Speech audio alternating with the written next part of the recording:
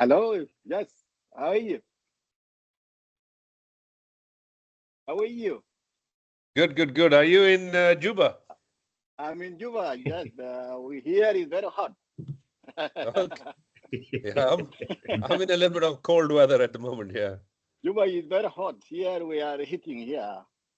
And What I is? heard that I hear you are in London. Yes, yes. I Oh, came in oh, a couple of days ago. I'm coming back over the weekend. Oh, that's good. How are you, John? I'm doing great. How are you? I'm fine, thank you. I hope Washington is very cold. It's cold right now. It's snowing. Yeah, it's quite I cold. miss I miss Washington. Oh yeah, yeah. Well, compared to being hot, yeah, I'd always rather be a little Yeah. cold. Uh, Okay. it's Okay. very well. Okay. Thank you. And I'm in Doha where it's just right. Not too hot, not too cold. Oh, okay. Hello, Valencia. How are you? I'm good, thank you. Fine, thank you. Adrian, we can start. I think we have the audience. I can see 130 people. okay, I think we have enough audience. We can start our webinar. For those who are in East Africa, good afternoon, everyone. And for those who are in US, I think is good morning. We are very much appreciating your participating in this valuable webinar on Trump, trade, and Africa, turning policy shift into opportunities. My name is Adrian Njau, Acting Executive Director of East Africa Business Council. And for this webinar, I will be your moderator. And the main objective of this important webinar is to actually create awareness to our participants, especially private sector, on what is happening in US in terms of the policy shift in the President Trump administration. But also this shift would like the private sector to take them very positively, and where we can actually change in the challenges and make them opportunity. So from our program, we are going to start with the remarks from our chairperson, Honorable John Lua Akol Akol, the chairperson of East Africa Business Council and the vice chair of South Sudan National Chamber of Commerce and Industry.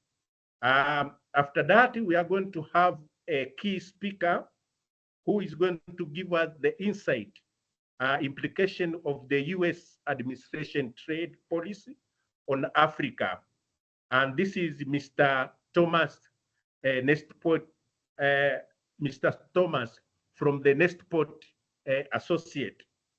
Thereafter, we'll have the panelists, where we are going to start with the Just Bed, our vice chair and the chairperson of Kenya Private Sector Alliance, the Deputy Secretary General, Madam Annette Semwemba, is on the travel, but if she get the opportunity, she will be able to join us. Thereafter, we'll have Michael P. Murphy, the Chief Strategy Officer at Fairfield Management, and who is also Senior Advisor to Africa at the Nestport Associate. We are going to have Dr. Valencia de la Vega, who is expert in manufacturing leadership and supply chain management. So from there, we'll have a question and answer session. After that, which will take around 15 minutes, then we are going to have a closed remarks from both EABC, and after that, maybe we can have some, what will be the next step or the way forward. So without much ado, I welcome our chairperson, Honorable John Lua Akol, to make the open remarks. Karibu sana, Chair. Welcome, Chair. Thank you, Edie.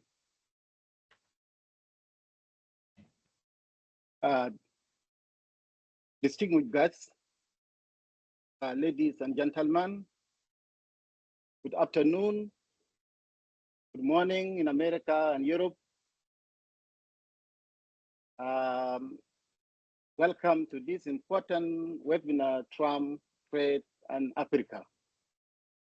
Turning this policy shifts into opportunity.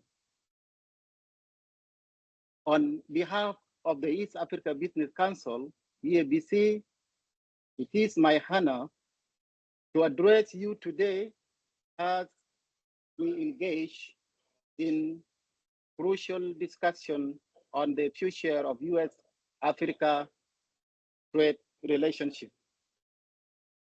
First, I would like to express my gratitude to the NetPoint Association through the leadership of Mr. Alex Osland for partnering with East Africa Business Council in organizing this valuable webinar. Second, I would like to thank our distinguished panelists and experts who are joining us today.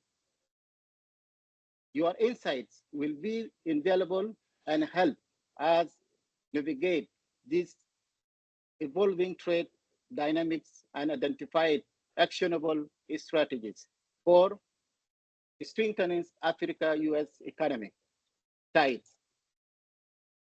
Over the past decades, the African Growth and Opportunity Act, AGO, has played a key role in enhancing African access to the US market, supporting economic growth, job creation, and industrial development across the continent.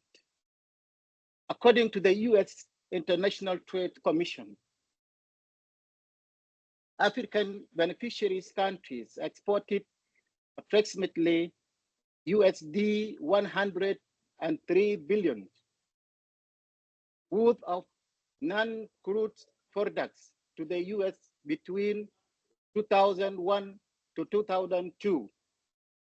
Notably, AGO beneficiaries countries that had the highest total value of non-crude export include South Africa, USD 55.5 billion, Nigeria, USD 11.2 billion, Kenyan, USD 7.3 billion, Lesotho, USD 6.8 billion, and Madagascar, USD 3.6 billion. However, despite the benefits, African trades with the US remain significantly lower compared to the other global partners. The upcoming expiration of the AGO in 2025, along with a new US policy direction, present both challenge and opportunity for Africa. A crucial factor has been the uneven utilization of the AGO across the African nations, with some countries maximizing their benefits while others struggle to meet eligibility requirements, product standards, and supply chain capacity. The one major areas concerns has been unpredictability of US foreign and trade policies. The current US President Donald Trump administration has come up with a range of foreign and trade policy which are likely to shape the global relationship.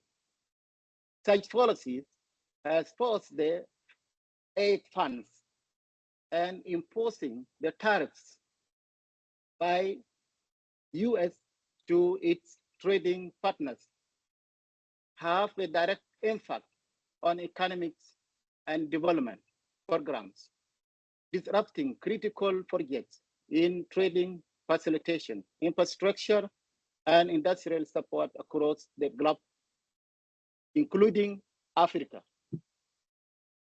Moving forward, Africa must rethink its engagement with the US with the intention of having a balanced relation between the priorities, economy, partnership over the dependencies.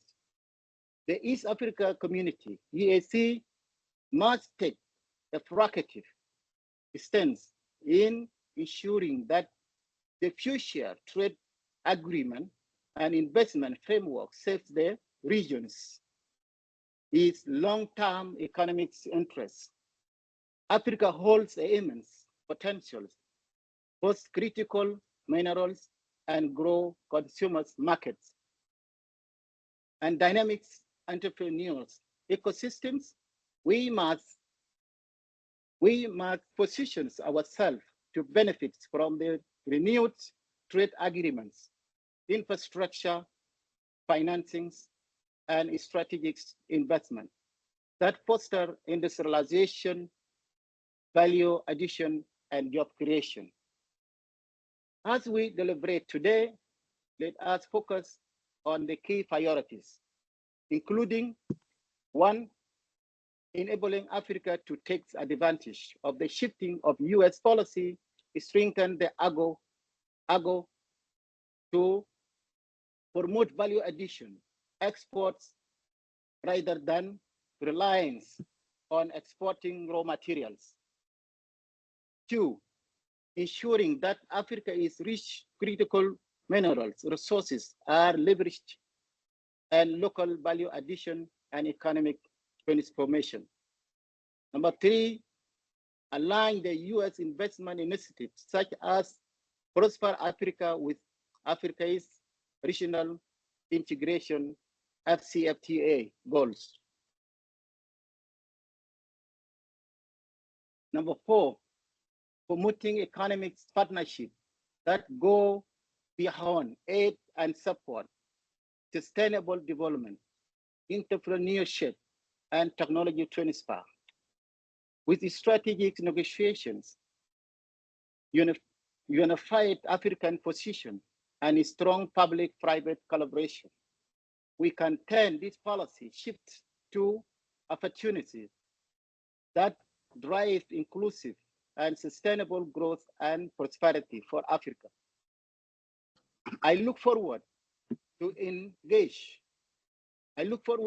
an engaging discussion and valuable insight from your esteemed speakers and panelists. Let us work together to shape the future where Africa fully capitalized on its trade and investment relationship with the United States. Together, we can create the Africa we want. Thank you, and I wish you all the productive session. Karibu sana. Thank you.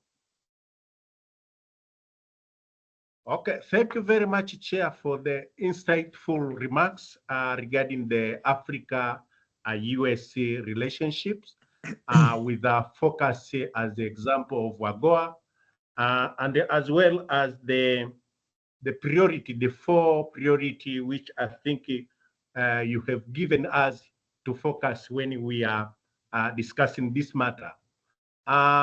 With the interest of time, I think I needed to invite our keynote speaker, Mr. John Thomas. And you can see his biodata there. Mr. John Thomas is the co-founder and the managing director of Nest Point Associate, which actually we are collaborating in organizing this webinar. And he's specializing in the international lobbying and trade policy. His profound expert in political media strategy and crisis communication has steered high-stake campaign for Republican candidates from the country supervisor to U.S. senator, which in turn has built him key relationship across state legislature to Washington, D.C., including the Trump administration. Previously, John provided political analysis on his weekly segment, This Week in Trump World, on KFI AM 640 Bill Hand Show.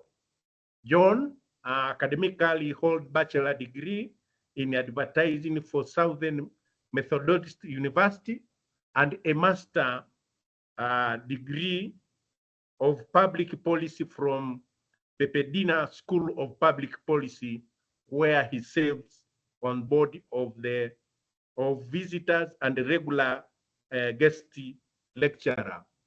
Welcome, Mr. John Thomas. Great. Thank you so much for having me, and good morning, good afternoon to everybody. It's such a pleasure to be here. Thank you everybody for taking the time. And I'd like to welcome a couple of our other Nest Point team members as well. I think you're going to hear from some of them. First of all, our partner, Alex Olson. I don't know if he's speaking today, but thank you, Alex, for putting this together with the council. A really, really tremendous work. And I'm excited for everyone here to meet Michael Murphy, who is our senior advisor for Africa and Middle East at Nest Point, and then Dr. Valencia de la Vega. You're in for a real treat. She is our the smartest person at Nest Point and our supply chain expert. So I'm glad that she could join us this morning as well.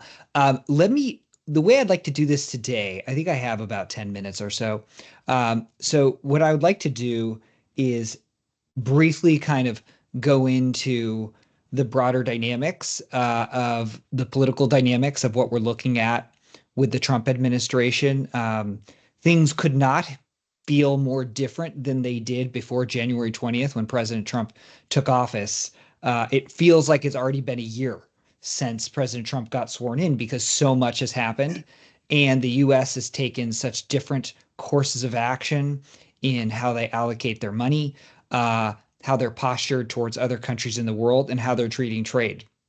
And so one of the things we do at Nest Point is help enterprises and business owners domestically, but really all over the world that do business or want to do business in the United States. And we help them through trade issues and what we like to call regulatory friction.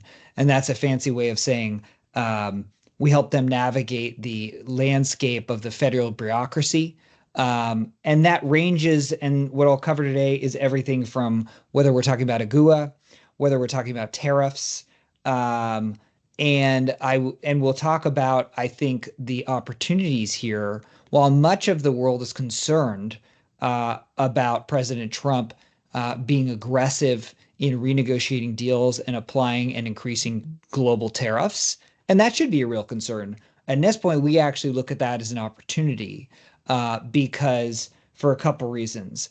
One, this administration with President Trump is very transactional, which is different than other administrations, meaning there is a blanket policy. Perhaps it's a tariff that he's slapping on everybody. But he and his administration are open to making deals as long as there is something in it to make, as he sees it, America better.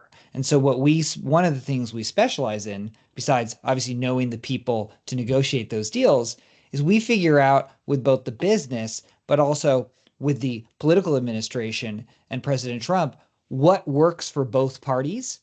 And then what we found with President Trump is he will roll out the red carpet and make it easier than ever before, in fact, to do business with the United States of America. And it ends up becoming a competitive advantage for our clients. Because if everybody else is suffering from trade restrictions and tariffs and uncertainty, You, on the other hand, can have a unique carved out exemptions as well as long-term certainty, contractual certainty that you require. So it actually can become both a huge competitive advantage in your own country, but also globally. So I'll use a couple examples here. Actually, before we get into that, the other dynamic I think that we've got to discuss here is the China dynamic. Obviously, the president has a very aggressive posture towards China, and that's not going to change. But I think that's really where Africa has a huge advantage here, in the sense that many of the raw materials and the businesses that you have, China might also have as well, or China might procure some of their raw materials from you.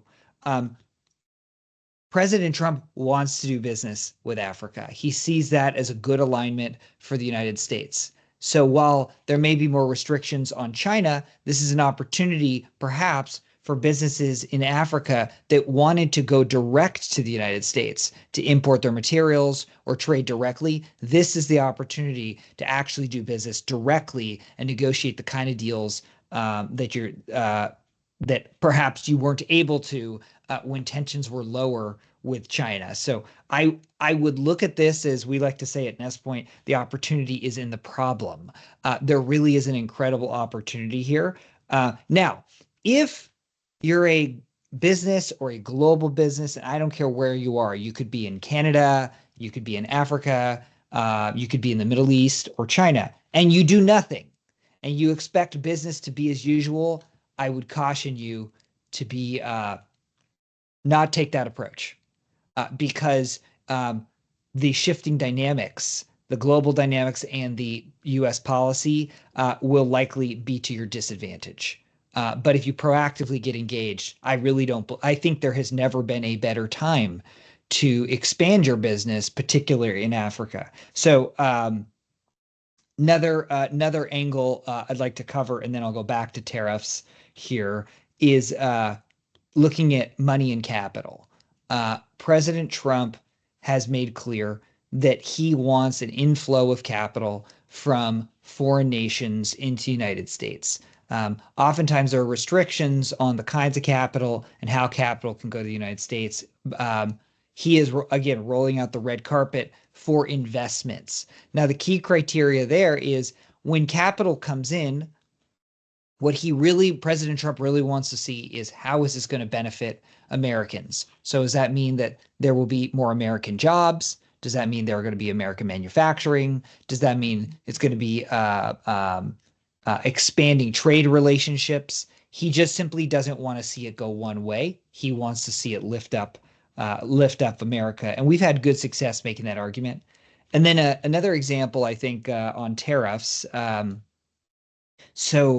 We have successfully, just in the last couple of weeks since President Trump has taken office, we have received conditional tariff waivers for several of our clients from this administration. In fact, out of China, which arguably would be the most difficult tariff waiver of them all.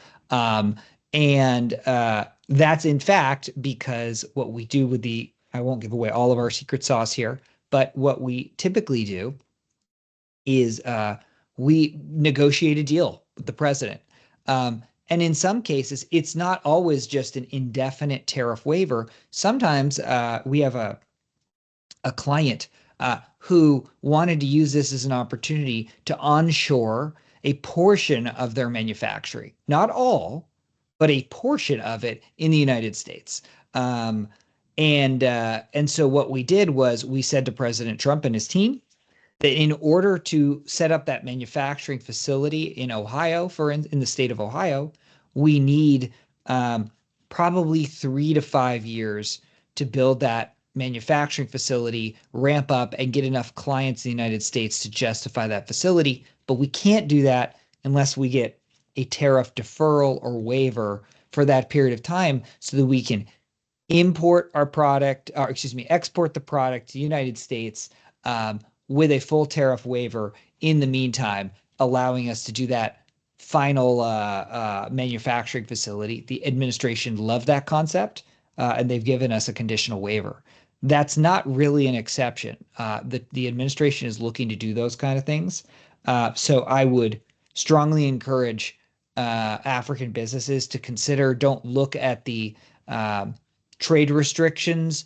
If there was a trade restriction that was prohibitive, that you believe to allowing you to do business in the U.S., I would suggest that the United States, under this president, is willing to look at everything because he wants to facilitate it so that there could be more trade, with the United States. The other thing I would emphasize is I think there are a lot of opportunities as well in the tech space in Africa. There's opportunities. The United States has a huge demand for data centers. The United States is looking to expand things related to power and all of those things. If your country or your business was interested in playing a role, I know that the administration is interested in administration in the United States is interested in participating in that so they can get more bandwidth for tech related things. The other thing is the US wants to diversify its own reliance on its own supply chain. For instance, products we typically procure and might be over reliant upon in China. The United States is looking for other countries and other partners to diversify the supply chain. I'm getting into Dr. De La Vega's lane a little bit here, but so this might be a great opportunity to help the U.S. diversify its manufacturing supply chain as well. So last thing I would touch on is with USAID, President Trump, I think a lot of people think that the reason he's slashing foreign aid is because he doesn't want to help foreign countries. It's actually not that way at all.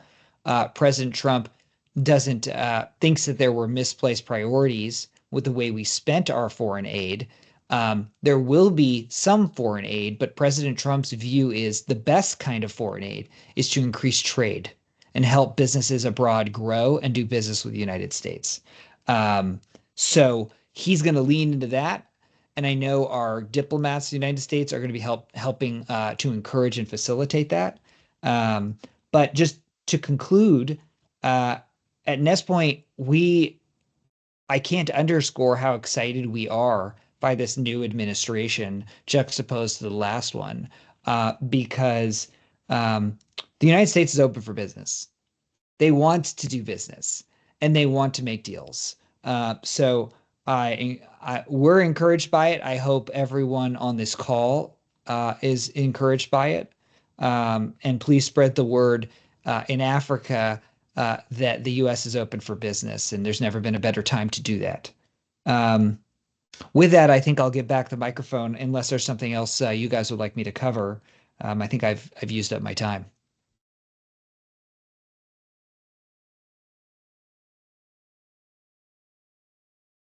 Okay, thank you very much, John Thomas, for the keynote, where actually you have touched a lot of issues, where now you're telling us under this President Trump administration, America is open to deal, trade and investment deal, but where actually it will be beneficial for both parties, American, and if it is in Africa, in Africa.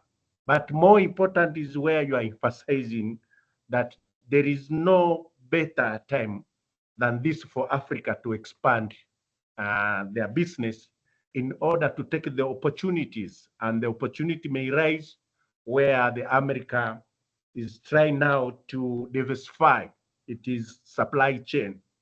And if the product or material was being available in China, and because of some restriction or tariff, it is high time now the Africa can look how they can take that opportunity to supply those raw materials or product. But also you are saying the foreign aid now is more focused where the foreign aid can increase trade. And this actually is very important for Africa, where we will focus on trade. So now I think it is better we invite our Vice Chair, Just Bedi, who is going to give his perspective. Just Bedi is a textile graduate and with a lot of executive business courses from Harvard Business School. And he has been very active, actually, in concluding and developing export market opportunities, particular for trading blocks in Africa like EAC, COMESA, SADC, Africa Continental Free Trade Area, US, and Europe. And currently, he's a chairman of Kenya Export Promotion and Branding Agency.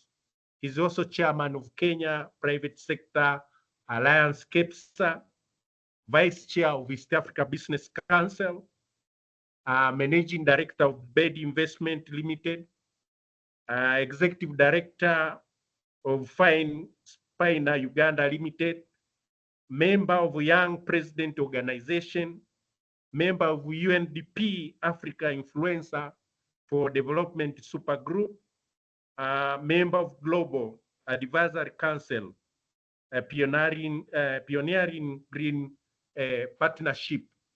But it has been honored by President of Kenya, government of Kenya, as a Moran of the Binding Spear, MBS, as well as Elder of Binding Spear, EBS. So, Vice Chair, karibu sana. Thank you. Thank you very much, Adrian, for that kind introduction. And thank you, John, for those introductory remarks. I think this webinar is really at the right time when Africa and the world is looking at how the U.S.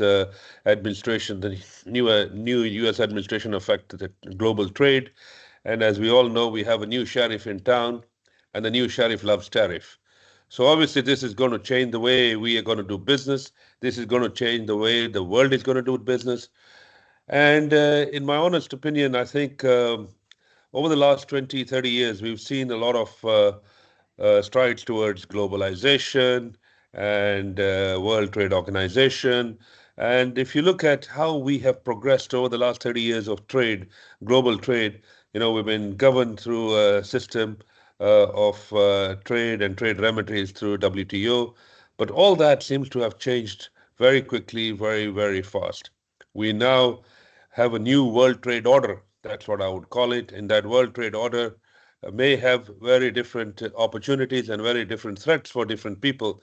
And for me, in the continent of Africa, I think we just tend to look at it as more of an opportunity as opposed to threat, because we are under no circumstances threat to U.S. companies or U.S. trade, and our exports to the U.S. are insignificant. In fact, it's less than 2% of U.S. imports. That's a combined Africa trade with America.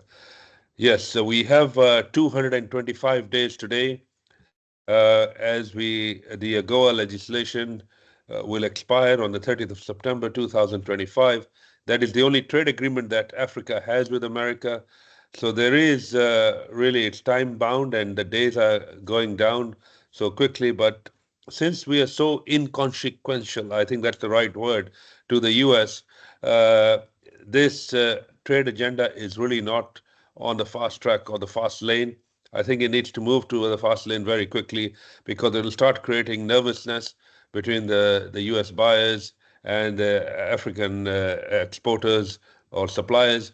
And so there needs to be some haste towards what will be the next trade agreement with the US and Africa. We all know that our colonial past is largely with Europe. We all know that we have trade agreements with Europe. In fact, we have indefinite trade agreements with certain countries in the continent and Europe. For example, Kenya, we have an FTA signed with the EU, 27 countries. We have an FTA signed with the UK. We were the first country in the world post-Brexit that we had this trade agreement in place.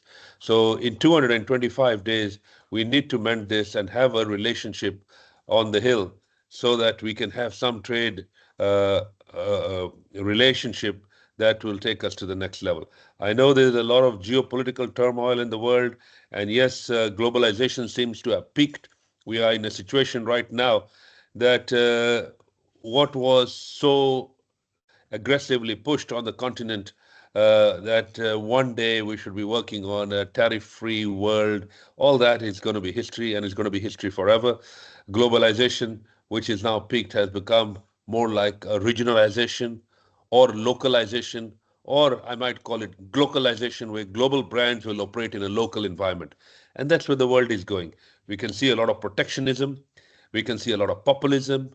The whole world is moving. It's readjusting its sails to the new wind that's coming on track. And with this new wind, we're going to see a lot of changes where you have the US, which is 28% of the world economy. $28 trillion economy is not a small market size for anybody. The second player on that list is China at 18 trillion, and Europe combined, 27 countries, is 18 trillion. So we have a total, and Africa in its entirety, we are 3.5 trillion. So really speaking, on a global scale of $100 trillion economy, we are 3.5%, which is really insignificant. So what should Africa do? Is this an opportunity or is it a threat? According to me, it's an opportunity purely because we are not stepping on anybody's toes in terms of market share. We're not stepping on anybody's toes in terms of market expansion, and we're not stepping on anybody's toes when it comes to geopolitical arena. The world has changed, and yes, I think it's time we smell the roses, and it's time we look at this differently, and it's time we look at this as a great opportunity because this could catapult us from our current situation into becoming a large manufacturing base. We can see supply chains globally reorganizing themselves. On a daily basis, I'm getting people knocking on my door. What can we do together? What can we do differently? How can we do it in a different manner? So we are seeing that there is global supply chains reorganizing themselves. We know we've had abundance raw material over the years, over the last many decades. We've added very little value on our raw materials. For example, I mean, we export 90% of the world's cocoa and we import chocolate. You know, maybe that needs to change now. Maybe we need to start thinking that we add value on our cocoa in the continent and export chocolates. Same goes for cotton, same goes for copper. And if you look at most of the raw materials, the rare earths, the minerals, everything is on the continent, but all exported in its raw form. So we have a complete change of strategy, a complete change of mindset, a complete change of value addition on the continent will help us. Of course, as you all know, 1 in 4 people on this planet Earth will be African by the year 2050, and that's not far away, 25 years from now. And that is a serious opportunity because our maiden age is only 19. We have a young population. We have a youthful population compared to the aging population in Japan, or a one-child policy, old population in China, or an aging population in Europe. So we have this opportunity, or in America for that matter, an aging population. We have this youth who is a great asset for us, that we can mobilize this youth to become the world's most productive society. And if we do nothing, I think the choices are very limited for us. In that case, we might create the world's biggest destructive society. So we have this opportunity where we need to work together, look at the current situation on the ground, and look at this new move of populism and protectionism as a boon for Africa and not a threat for Africa. I'll pause there. I'm sure there'll be a lot of Q&A, but I just wanted to set the tone that it's not all doom. It's actually maybe going to be bloom for Africa. Thank you.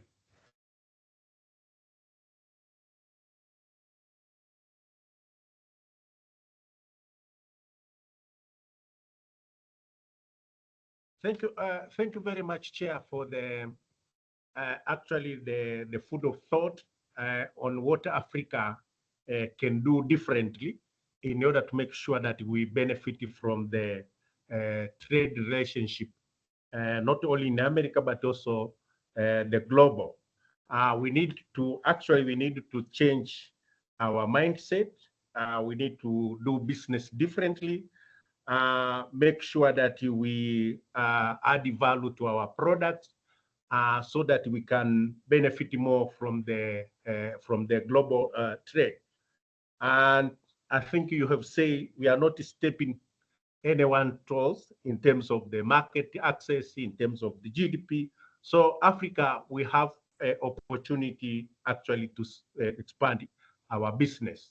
Now, I think it is time to invite Michael Murphy, who is known as Murphy, and is a distinguished real estate developer and entrepreneur, as well as a strategic advisor with a dynamic career spanning the American force, financial services, real estate development, large-scale construction, and risky management. The bio is very long, but with the interest of time, let me invite Michael P. Murphy. Welcome. Thank you, sir. I appreciate it. I'll echo the last two speakers. It is opportunity. This is we all need to look at this as opportunity, and change is scary for everyone, but in change lies the opportunity. I've been investor and developer on the continent since 2003, which means this is my 5th U.S. administration, including Trump's first one. And I'll tell you, in the first month of this administration, I'm more bullish on making investments in Africa as an American than I ever have been.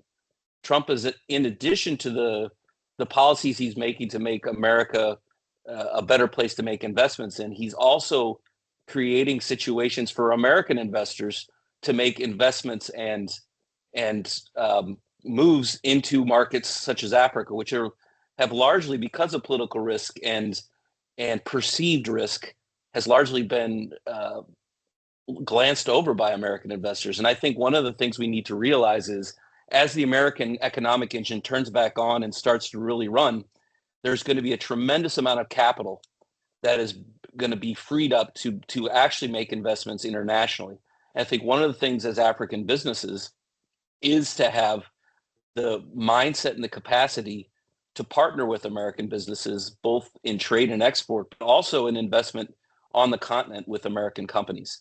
And I think those things, are huge opportunities for everyone on this call. Ultimately, for myself, I've been in post-conflict Africa. I've been in well-developed Africa. As the last speaker said, in 2050, it'll be the population that really is the dominant one on the planet. I've advised the United States leaders that I have the fortune to be with to ignore Africa at your own peril. Africa and its raw materials are hugely important to the global economy. And I think as our strategic adversary, China, and the US fight out their trade war, it's going to be a trade war, but as it's fought out, eventually Africa is going to end up being the beneficiary from both sides. And ultimately, it's keep the mindset, of a capitalist, which is what's best for my business, what's best for my country, and let's negotiate in fairness with partners that are willing to do the same. And if you have that mentality both in business and governments, I think you're going to have a very, very successful relationship with this administration. And in the interest of time, I'll just end it there.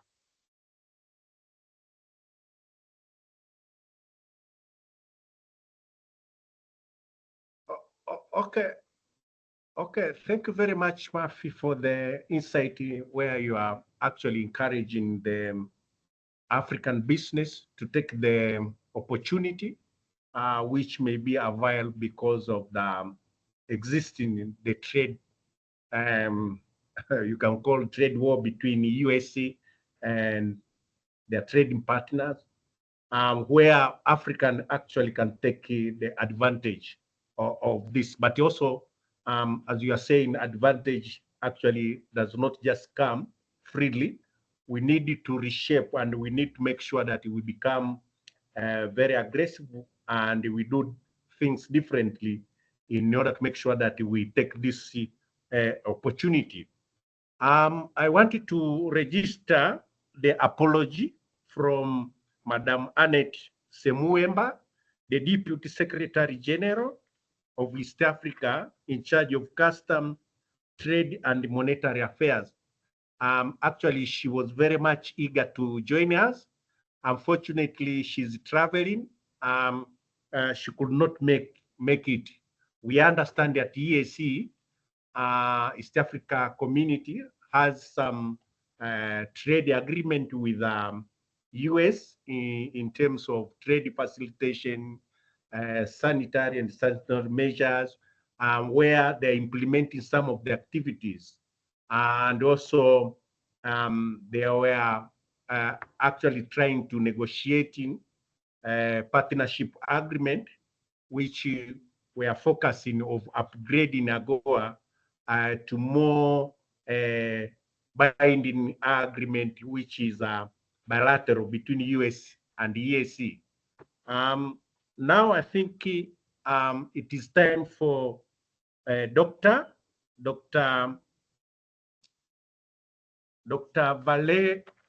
Valencia de la Vega, who has demonstrated profound expertise in manufacturing leadership and supply chain management, leading the establishment of research and development test lab across Asia and the United States, tailored to meet the intricate demand of industry giants like Intel, Apple, and Dell.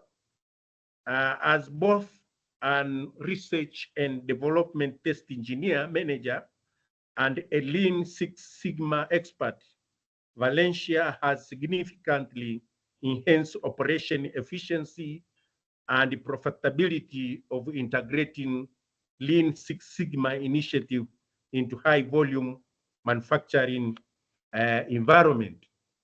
Her academic credentials are robust, holding a Bachelor of Science in Nuclear Engineering from the United States Military Academy at West Point, and the Master of Business Administration from the New York Institute of Technology, and graduate of Oxford Nanotechnology Program.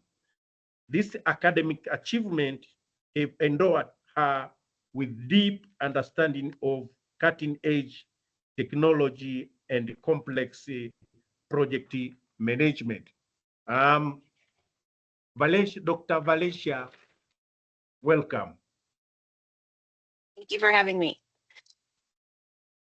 So I also want to echo what everyone said before. I think this is an amazing time to be alive, and especially for Africa. There are so many opportunities.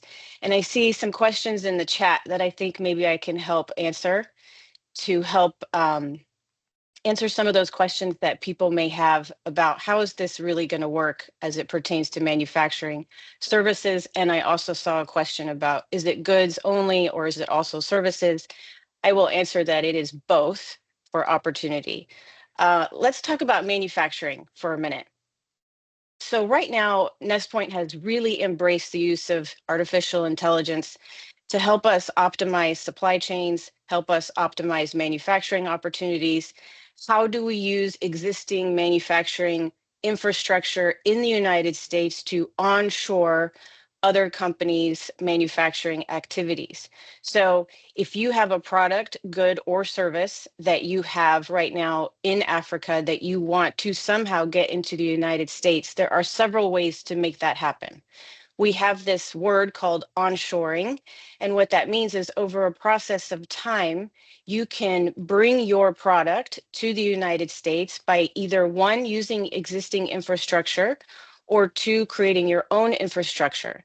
What we like to look at is what is the existing manufacturing opportunities and infrastructure that is in the United States today that you could potentially partner with so that you don't have an extreme amount of capital expenditure that you would need to bring or invest in. So we would help you at NestPoint Associates find where there's opportunities for you to partner with existing companies or with existing infrastructure to help you onshore your product to the United States. I hope that helped answer one of the questions that I saw in the chat. Furthermore, when I talk about optimization, over the past several decades, what we've seen in terms of supply chain, it's been dominated by certain countries and certain shipping lines. What we want to see is a little disruption to that. So there's also opportunity for how we move goods throughout the world. And we want to leverage the disruptors, meaning Africa, for example, to move their goods to the United States in a different way than how we have done it before. And so what that means is partnering with other organizations and companies within Africa to optimize transportation and supply chains so that you're not out there trying to do it by yourself, but you can partner with someone else so that you can reduce costs for shipping. And one way that we know how we can make that happen is by using artificial intelligence to help us optimize what those supply chains might look like. And one of the things that John Thomas talked about earlier was we're really looking to see, the United States is really looking to see how we can expand our technical leadership. And this could include all things renewable, from solar panels to battery storage. As you know, we need more and more batteries and electrical power to power many of these artificial intelligence farms, many of these grids that are outdated, and that we need the infrastructure to support more the increase in consumer electronics. And if you have any material or service engineering expertise that could support the space in renewables, then you will be welcome. And that's part of the onshoring that I mentioned earlier for plenty of opportunity in Africa to engage in. So really open your mind and think about, what is it that I offer that I could bring to the United States that I maybe didn't have that opportunity before, or who can I partner with to also make that happen? And it's also not just raw materials, it's also engineering expertise, technical leadership. What have you developed in your universities that you haven't been able to export outside of Africa? So it's also a knowledge resource as well. We've seen China over the last couple of decades really take leadership in the battery and renewable space. We'd like to see some competition, some healthy competition. And I think the United States wants to encourage Africa to make that happen. So it's not just about products and services, but also about your knowledge, your technical leadership as well. One other thing that I want to touch on is, if you have access or a particular interest in a product or a service that you may not know how to bring to market because you lack the manufacturing infrastructure or you lack the technical leadership, at Nest Point Associates, we can also help you with that. So perhaps you have an idea and you want to bring it to fruition, but you haven't had the opportunity simply because you haven't had access to manufacturing operations in the United States or technical leadership. We want to help close that gap as well, because there's plenty of opportunity under this new administration to make that happen. I think there was also another question in the chat.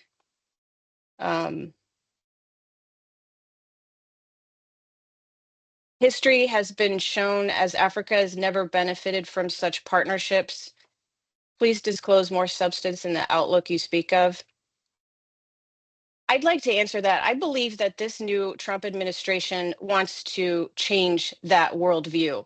It's an opportunity for us to move forward and be more open to trade relationships, and not think about how we did things in the past, but let's be innovative and creative and do new things for the future. So I really would encourage you to open your mind and be optimistic about some of the opportunities that are available underneath the new Trump administration. I would second that. Okay. I would second that. As a matter, if you look at what history is, we're in groundbreaking territory. All the historical norms of how America engages with the world and Africa are gone. And when that happens, it's opportunity. You may not like the message, you may not like the person delivering it, but you can't deny the opportunity. And the reality of it is, you need to look at today as today, and the history is somewhat irrelevant, because we have an opportunity, the first time in my lifetime, to write the history of how Africa and the United States do business together. Absolutely. Well said. Well said, Murph. So are there any other questions? I think I answered most of in the chat, but Yes. I just want to make sure as it pertains to supply chain and logistics. Oh, I see one. Hello, Dr. Valencia. Do you mind sharing those opportunities for someone that might want to do business in the USA? Right, just as a quick summary again, remember, it's not just manufacturing or products, it's also your technical leadership and your knowledge. Definitely, though, I would encourage any kind of technical support. And this is also as it pertains to raw materials that may support technical activities. So all the materials that go into batteries, for example, or all the materials that would go into solar panels, and also any kind of textiles that may support other industries. I hope that answered that question. Any other? Okay, I think that's it for my time. Okay. Thank you very much, Doctor, actually, by being very practical, responding the questions which actually are on our chat. And I think you have emphasized the need to be open-minded, and we should not confine our mind to our the history, and we look today and what the opportunity the current U.S. administration can offer, not only in terms of the manufacturing, but also in services, and where we can use the technology, artificial intelligence in terms of optimizing the supply chain. And Yes. where actually we are talking of where, for example, you can assist the African, especially in the supply chain, where now they can use the better maybe option in terms of transporting their goods to access American market, rather than depending the existing the shipping line or the existing logistic. Now I think it's a time to invite questions from our participant. I think you need to raise your hand, and then please be very brief in terms of the question. And also, it is better to mention who you are directing your question. Welcome for the question and answer.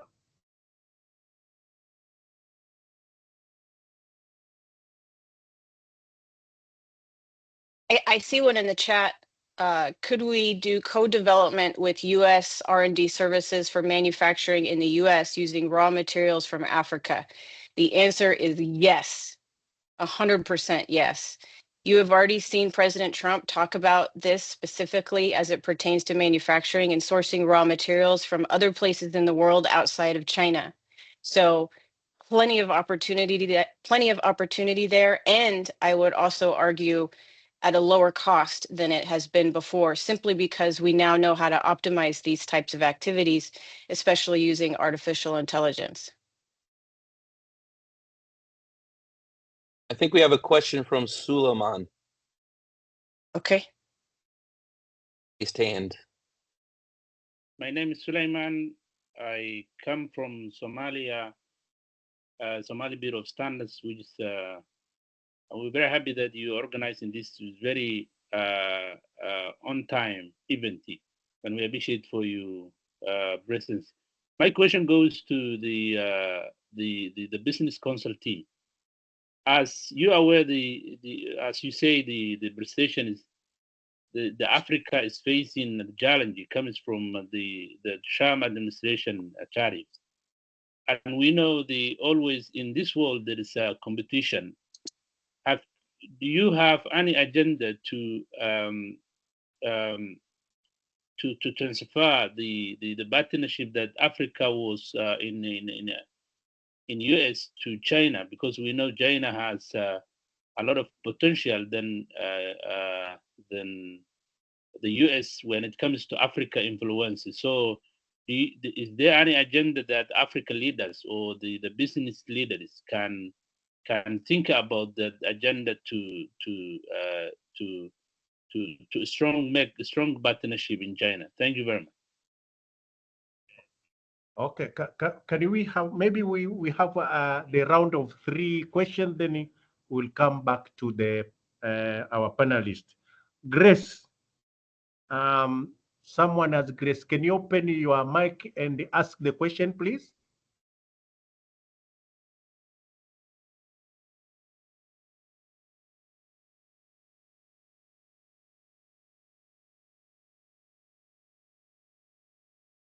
Hello, Grace, can you hear us?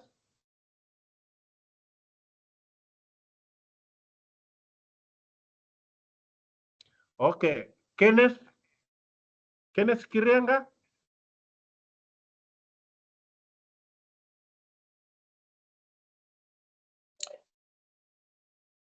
Hello, can you hear me? Hello, please. Yes. Quickly and brief. Okay, We can hear you. very quickly. Yeah, very quickly and brief. I'd like to thank all the panelists on their submissions that they've given. And I'd also want to add that it's a very, very, very good initiative that has been presented by President Trump in trying to dismantle what we call wastage of resources, especially through the US aid. Now, my question to the panelists would be, would the American administration be willing to assist the African entrepreneurs who would want to set up medical factories in producing the medication that has been sent to all these African countries through USAID, instead of having to rely on donations?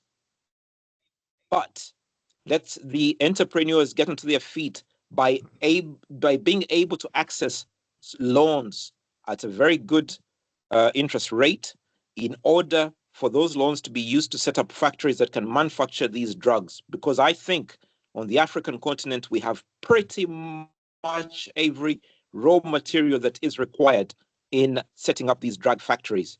And that way, it's a win-win situation for both the United States and for the African continent. Thank you. Thank you.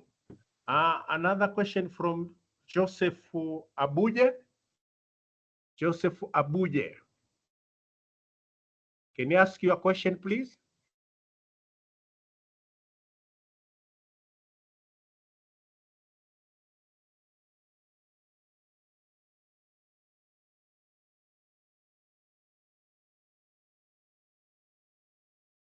Seems like Joseph cannot. Hello, can you hear me? Yeah, we can hear you, please. Now, I just want to thank you so much for the insights Raise your about. voice. Hello. Can you raise your voice? Hello, can you hear me? We can hear you. Well, now I just want to thank the panelists for the information about the Trump decision. But just as my colleagues have said, don't you think that decision is going to give China an advantage of America in Africa? Thank you. Okay. I'd like to take a shot. I'd like to take a shot at answering that. Okay. Can we have at least one lady who can ask question? Yes. Janet Maleo, please welcome. Yeah, thank you. I just have a question from, I think all presenters can help me to respond on this. Based on these Trump tariff the tariff thing that the Trump administration came with. And if you refer to a presentation that most of the presenters, they see is as an opportunity for African to benefit from this rearrangement or reorganizations of trade. Don't you think that these opportunities for Africa is very fragile and unpredictable, because we're not sure for how long this will take and to what extent it's going also to affect U.S. manufacturing. And for that reason, because now Republican, they want to win again in the coming election. Probably they will have to take consideration of that. So don't you think that even if it seems like it's an opportunity, but it's very risks, because there is nothing that can attach with that regulations which comes in, because it's not WTO, it's not anything else. What do you think? Thank you. Okay. Okay, thank you very much.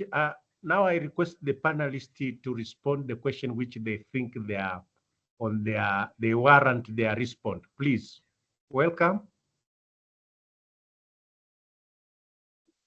So I'll take the question about China, if that's okay, because I do have to jump off the call. And,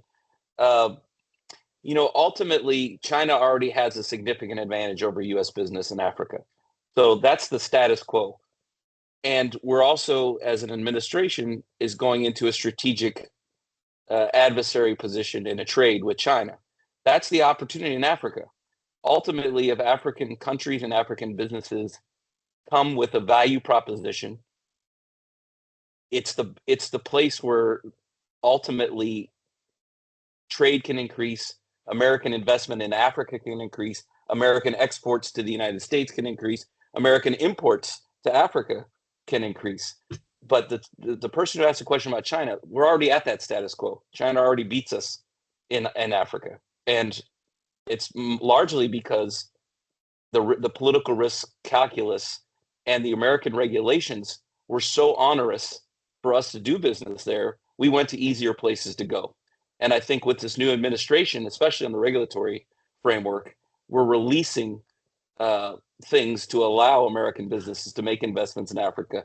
And, to Dr. Valencia's point, raw materials and manufacturing pairing together with both marketplaces is really how the future is going to play out. And with that, I apologize. I have to catch an airline. I really enjoyed talking with everyone, and certainly if you have any questions for me, you can reach me through NestPoint. Thank you.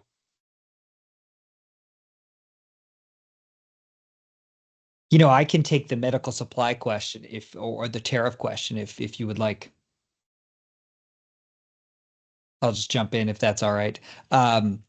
So on the question of medical supplies, that or creating medical supplies, medications, and whatnot, that is exactly what the United States would love to build a relationship with Africa, because we know it is a stated priority of President Trump, and quite frankly, just the political leadership in general in the United States, to diversify the supply chain, because it is a national security concern that the U.S. is over-reliant for their medical supplies, both drugs and other things, on China. So that is a priority. Now, on the question of loans, that's likely something that can happen. There's probably a handful of ways.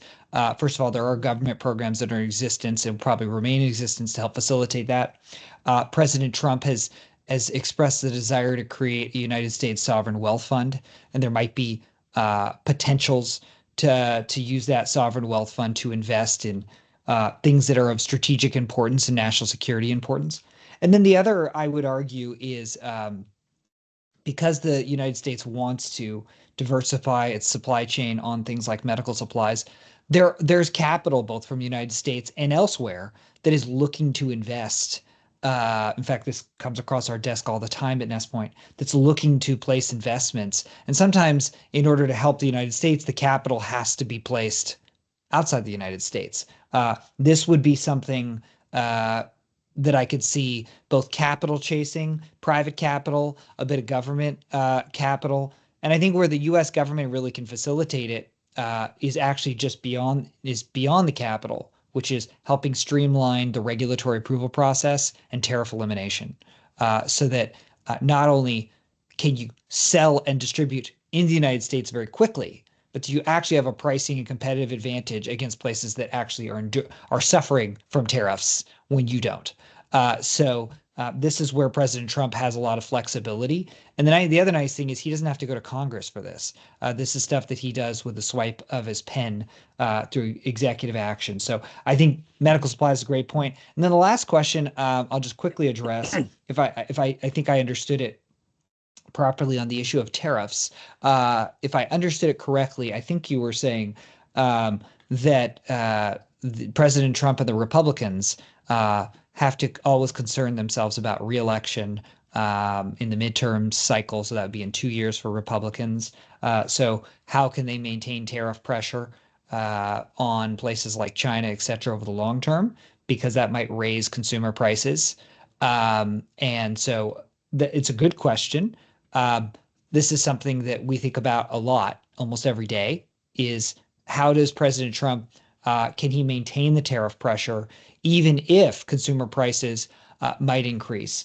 And I think the answer is he's going to maintain the pressure on tariffs broadly. And here's a couple reasons why. It's just the political realities of things. One, President Trump has higher approval ratings than he's ever had in his entire public service. So when a politician, I don't care what country you're in, but if you're in America especially, if you have high approval ratings in the high 50s, you are untouchable.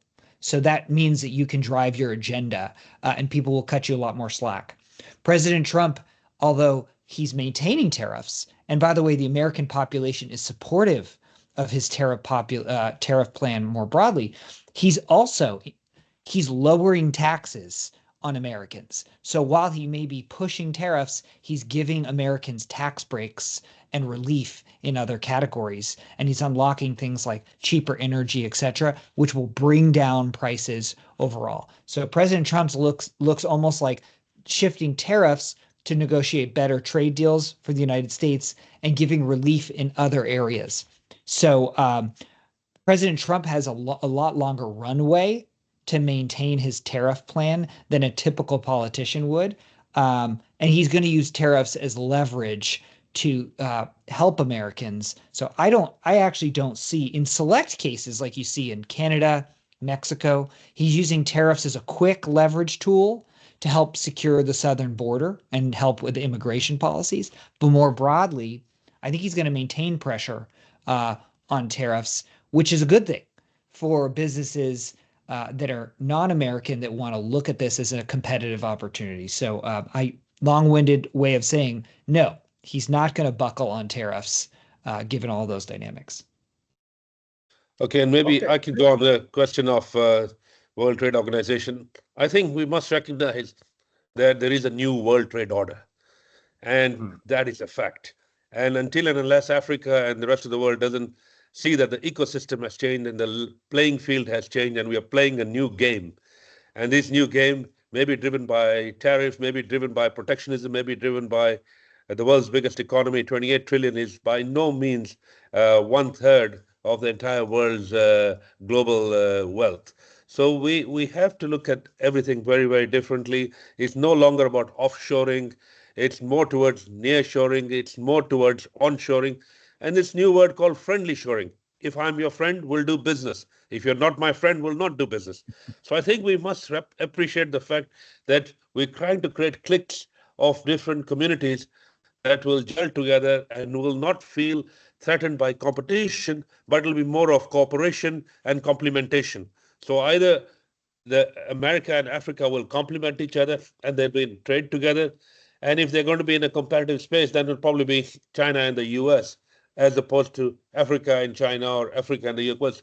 Africa is not a threat to anybody in any space, in any phase of its developmental agenda at this point in time. So I think if the agenda of today's meeting was Trump, trade, and Africa, then really Africa is sitting pretty. And I'll pause here, and I need to jump off to another call. But I would like to thank you guys for the kind audience today. Thank you very much. Thank you. Thank you very much. Thank you very much, Vice Chair. Actually, I would like to take this opportunity to invite our Vice Chair from Uganda chapter, Simon Kaheru, who has been very instrumental actually to initiate this webinar. Mr. Kaheru, can you speak a word or two? Thank you, ED. Please confirm that my microphone is unmuted. Is it okay? Yeah, we can hear you. Okay, thank you very much. And I must thank the panelists today for all the views they put forward, and especially for the optimism, because for the last so many weeks, months actually, even during the campaign, we had a lot of negativity, many worries and concerns that I, on a personal level, kept explaining to people was misplaced, because in my view, I always said to them that to Donald Trump is the best president of America for Africa. Best president of America for Africa. And the reason I said that was because listening to his policy stance during the campaigns and having experienced his first term in office, it was clear that he would assume a position of trade rather than aid, which is what all of us who are progressive Africans really want. If we don't achieve partnerships, especially partnerships that grow business, that put us on an equal footing where we bring value and our partners bring value, then we're never going to develop this continent. And that's why even the policy changes that he started off with in this first rush of this term are all very welcome, because they are making us dig deeper, think faster, and move quicker to take advantage of opportunities that we've always talked about as potential. Now they are right in front of us. If people are losing jobs because they can't work for charity and charitable agencies, then let's put them to work building the economy, because we know we have all the fantastic raw materials that Director Jas Bedi has spoken of. We have all these vast chunks of land, a lot of organic food, hardworking people. The possibilities are endless for this continent if we create the right partnerships.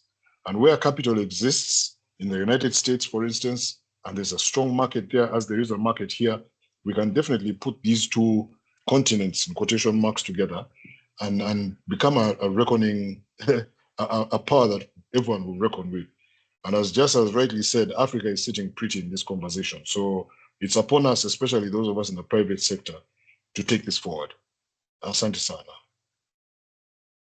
Thank you very much, Vice Chair. I think I need to take this opportunity, maybe Dr. Valencia, because she has been very neat in looking the question from our chat.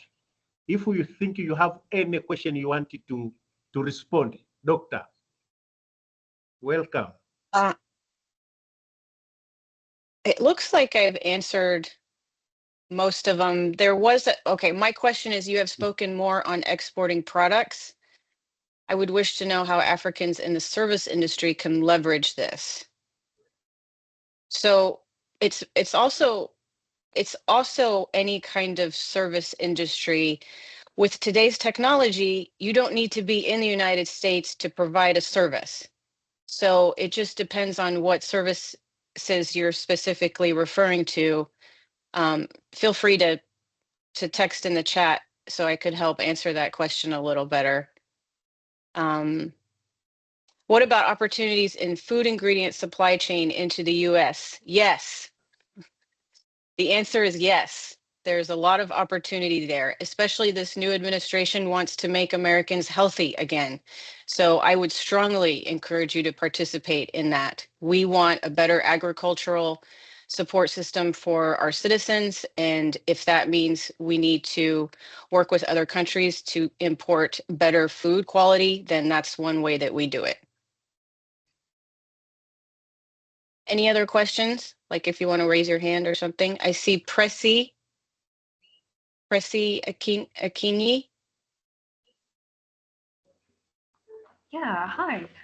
So first of all, this has been such an insightful session. I think given the such a negative business climate, again, because of uncertainties and whatnot, But then my questions are two.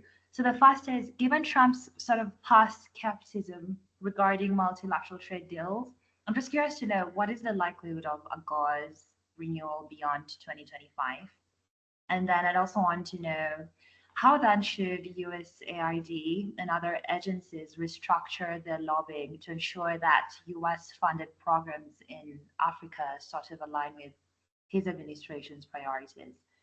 And maybe just out of curiosity, I saw the executive order on FCPA. I would just want to sort of have a feel of what is happening on the other end. What are people saying about this? And, you know, just sort of just know the headspace regarding FCPA's implication.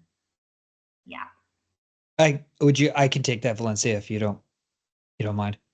Thank you for your question. Thank you for the time. I'll try my best to tackle these. So as it relates to foreign aid, essentially what you're going to be seeing, well, first is a reprioritization. It's not an elimination of all foreign aid. Number one. Number two, the way that aid will be flowing is likely not going to be from the organization USAID.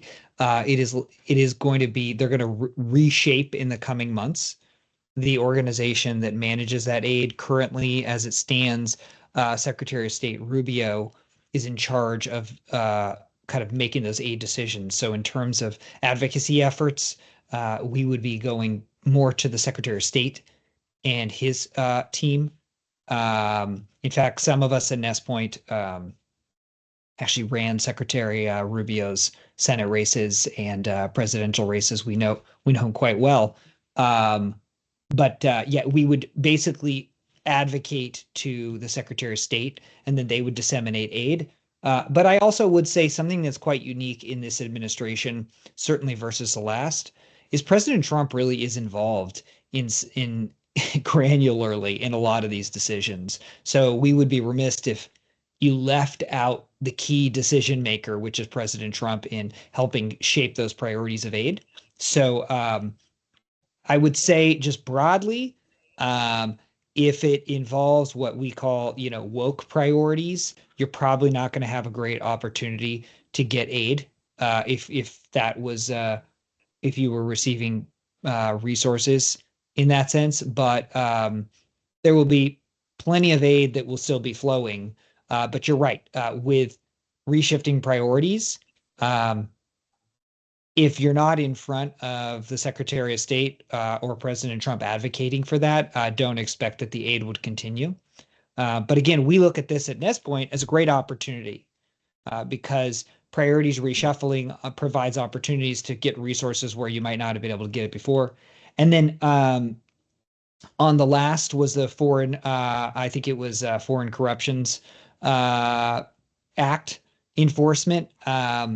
Essentially, I'll give just a real high level. So for everybody on the call, President Trump has said that he's reevaluating the Foreign Corruptions Act, which essentially introduced potential criminal penalties for U.S. corporations that did business abroad. And essentially, it misclassified, in my opinion,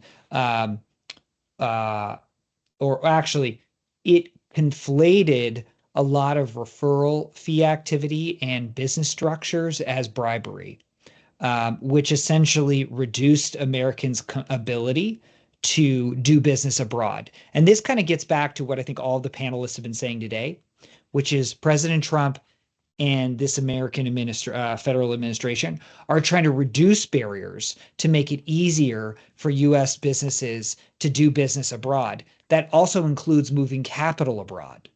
So the foreign corruption practices really, at the end of the day, yes, it restricted our ability to compete, as President Trump has framed it, but it also restricted Americans' ability to flow capital abroad because so many American businesses were concerned that they would be prosecuted by the Department of Justice for having that capital flow. So the suspension, we think, is a really great thing and more speaks to President Trump's broad reframing of how he wants American businesses to be able to compete and do business abroad. So I hope that helps give you some clarity. Yes, thanks a bunch. Maybe just the last question on AGOA. Mhm. I was asking, do we foresee a potential renewal of AGOA moving forward? Do we foresee that? And again, how should African countries therefore structure their lobbying efforts? Are we, because of course you're moving from a multilateral sort of scope, but then AGOA is set to expire this year. So what are the telltales regarding the same? Got it. So we don't expect AGOA to be renewed. We don't expect that to happen, but what we do expect are bilateral trade agreements that are favorable to be instituted. So I wouldn't hold your breath for AGOA, but there's lots of opportunities to make these bilateral trade agreements, and that's how I would, if I were African leadership, that's how I would treat it. Got you. Thanks a bunch. Okay. Okay. Thank you very much. I think because of the interest of time, I think we need to conclude our webinar today. And I would like to take this opportunity to thank our panelists, starting with John Thomas, Michael Murphy, Dr. Valencia, our Vice Chair, Just Bed, for the insightful and valuable contribution to this webinar. And I'm requesting to participants, if you have any question, please just continue writing our chat. And I think we can still communicate with our partner, Next Point, where you need more clarification. We thank you very much, and we are urging you to continue actually visiting our website as we can have more event or webinar as to follow up what we have discussed today. The key point will be shared by some policymakers, especially the East Africa community. As I said earlier, the Deputy Secretary General was very eager to participate, but unfortunately she was traveling, and she would like to see what are key points from this webinar. We thank you very much, and we are looking forward to continue working with Next Point and actually bring you more webinar, which will actually look in the relationship between Africa and the US. Thank you very much. Thank you. Thank you. Thank you.